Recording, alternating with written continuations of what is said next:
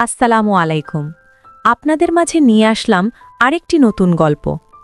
যখন কোনো সম্পর্ক ধীরে ধীরে গভীর হতে থাকে তখন আমাদের মনের ভেতর থেকে এক ধরনের চাওয়া জন্ম নেয়। আমরা চাই প্রিয় মানুষটা আমাদের জন্য সময় দিক, গুরুত্ব দিক, আগের মতোই প্রতিটি মুহূর্ত আমাদের সঙ্গে ভাগ করে নিক। এই প্রত্যাশাগুলো মুখে বলি না, কিন্তু ভেতরে ভেতরেই সেই চাহিদা তৈরি হয় নিঃশব্দে। আর যখন সেই প্রত্যাশা পূরণ হয় না, তখনই জন্ম নেয় অভিমান।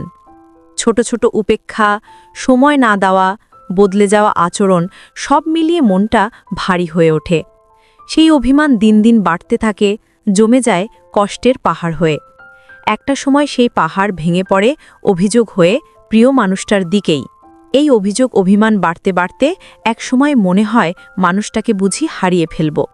সেই ভয়টা এতটাই তীব্র হয়ে ওঠে যে তখন আমরা অজান্তেই কিছু অস্বাভাবিক আচরণ করতে থাকে।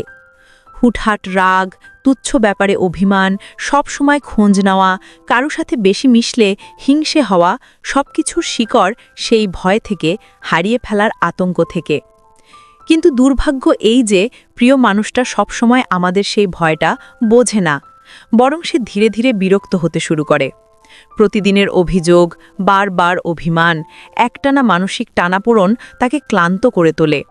তখন সে একরকম হাঁপিয়ে ওঠে সম্পর্কটা থেকে, আর একসময় সে বেরিয়ে যেতে চায়।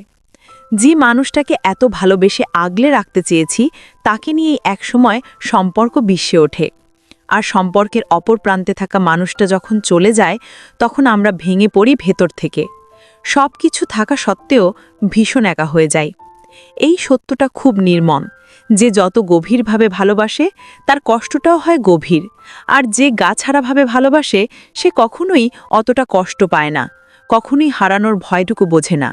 সম্পর্ক তখনই টিকে থাকে যখন দুজন মানুষ একসাথে গভীর হয়, না হলে এক পক্ষ ভালোবেসে ক্লান্ত হয় আর অপর পক্ষ স্রোতের মতো ভেসে চলে যায় নির্বাক, নিঃশব্দে, কোনো রকম উপলব্ধি ছাড়াই। এভাবেই একদিন সম্পর্কের শেষ হয়, ভালোবাসা থাকলেও বোঝাপড়ার অভাবে, ভয় থাকলেও ভাষাহীনতার কারণে। আমরা সবচেয়ে আপন মানুষটাকেই হারিয়ে ফেলি, যার জন্য একসময় নিজের সবটুকু উজাড় করে দিয়েছিলাম।